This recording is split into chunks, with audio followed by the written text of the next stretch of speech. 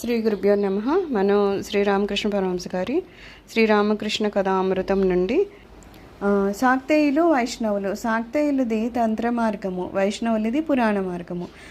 శాక్తేయులు అంటే అమ్మవారిని పూజించే వాళ్ళు కొంతమంది ఉంటారు. వాళ్ళ మార్గం ఏంటంటే తంత్ర మార్గం అంట. అది ఎలా ఉంటుందంటే గుప్తంగా ఉంటుందంట. అది బాహ్యంగా చెప్పేది కాదు, కొంచెం రహస్యంగా జరిగేవన్నమాట. అలాగే వైష్ణవులు ఉన్నారంటే వాళ్ళది పురాణ మార్గం. అది ఎప్పుడు చూడండి, వైష్ణవులు మనం చూస్తూ ఉంటాం, వాళ్ళు ఎప్పుడు భజన చేస్తూ లేకపోతే నాట్యం చేస్తూ మామూలుగా బాహ్యంగా కూడా తిరుగుతూ అంతా చెప్తూ ఉంటారు. కానీ మన శాక్తేయులది పెద్దగా మనం ఎప్పుడు చూడము, చాలా బాహాటంగా ఏం జరగదు. ఎందుకంటే అది తంత్ర మార్గం అట. అయితే ఆ గుప్తమైన మార్గం కాబట్టి దాన్ని మనం అర్థం చేసుకోవడం కూడా కష్టమే అంటారు. కొన్ని ఎందుకు గురువు త్రూనే వెళ్ళాలని చెప్తారంటే, అది గురువులు అయితేనే అది ఏంటనేది వాళ్ళకి తెలుసు కాబట్టి వాళ్ళు మనకి చెప్తారు. ఏమీ తెలియని వాళ్ళ దగ్గర ఏదో నేర్చేసుకొని ఏదో యూట్యూబ్లోనే ఒకటో రెండే వచ్చినాయి అని సగం అర్థం చేసుకోకుండా ఏమైనా చేసామనుకో, దాని ఫలితం మనకేమీ రాదు కదా. అందుకని ఇక్కడ ఏమంటున్నారు, ఇదేమో తంత్ర మార్గం అనేది అసలు రహస్యంగానూ ఉంటుంది. ఒకవేళ దాన్ని ఏదో మనం అవలంబించేద్దామా అంటే కూడా మనకి ఏమీ అర్థం కాదనమాట. అయితే ఇక్కడ గోస్వామి గారు ఉన్నారు కదా, ఆయనతో పాటును ఆయన అన్నారంట, మీరందరూ మంచోళ్ళు కదా, మీరు ఎంత జపం చేస్తున్నారు, ఎంతసేపు చేస్తున్నారు అని అడుగుతుంటే ఈయన భక్తుడు కాబట్టి ఏం చెప్తున్నాడంట, నేను చాలా అధముడిని స్వామి, నేనేం చేస్తున్నా, నేను పెద్దగా ఏం జపం చేయట్లేదు అన్నారట. ఎందుకు చేయట్లేదు అన్నారు? ఇందా గురువు గారు ఎదురుగుండా ఎంత అయితే అంత వినమ్రతే ఉండాలి. నాకేమీ రాదు, నేనేం చేయట్లేదు, నేను అధముణ్ణి అనేది మనకి గురువుగారు ఎదురుగుండా ఉండాల్సిన భావనే.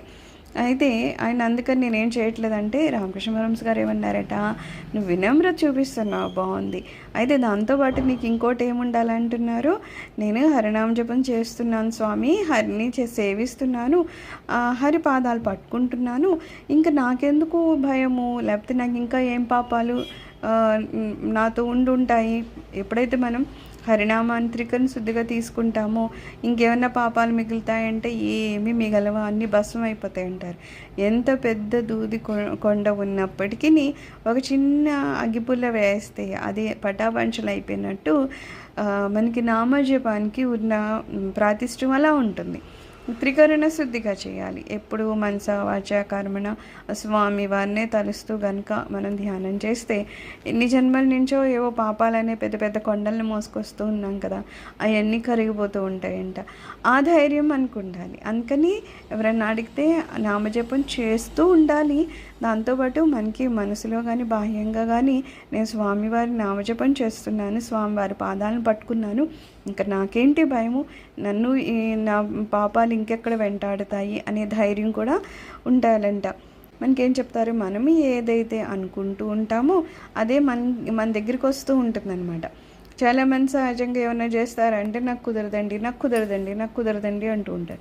నిజంగానే వాళ్ళకి కుదరదు. ఒకవేళ నిజంగా కుదిరే సమయం వచ్చినా అనుకోని ఆటంకాలు వచ్చేస్తూ ఉంటాయి. దాన్ని ఏమంటాము, సంకల్ప బలం లేకపోవడం. మన సంకల్పంలోనే సరి అయిన సంకల్పం ఉండాలి. సంకల్ప బలం కూడా ఎలా ఉండాలి, నేను చేస్తాను, ఈ 10 రోజులు నేను చేసేస్తాను అనేసుకున్నాం అనుకో, నిజంగా ఎవరైనా రావాల్సి ఉన్నా ఇంకోటి ఉన్నా మనకే అనారోగ్యం అవ్వాల్సిన ఒకటి ఏదన్నా ఉన్నా అవన్నీ కూడా భగవంతుడు తొలగించేస్తాడు. ఎందుకంటే మన సంకల్పం ఎప్పుడైతే చాలా గట్టిగా ఉంటుందో అప్పుడు ఏమంటారు, ప్రకృతితో పాటు భగవంతుడు అందరూ కూడా మనకి సహకరిస్తారంటారు.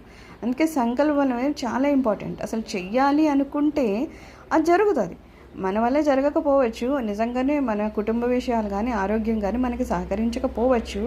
కానీ మనకి కనుక లేదు నేను చెయ్యాలి అని అనుకున్నాము అంటే అన్నీ వాటికి అవే సహకరించేటట్లు ప్రకృతి భగవంతుడు మనం సహకరిస్తారనమాట.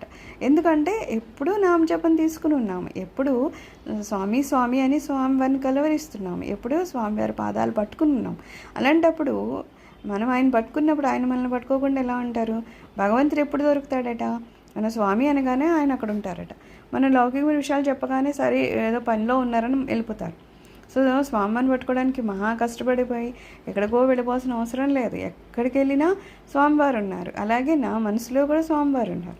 సో స్వామిని పట్టుకోవడానికి అతి కష్టపడకుండా కేవలం కాస్త మన మనసుని లౌకికమైన విషయాల నుంచి మార్చి అంతర్ముఖం చేసుకుంటే నాలో ఉన్న నా భగవంతుడిని పట్టుకోగలుగుతానన్నమాట.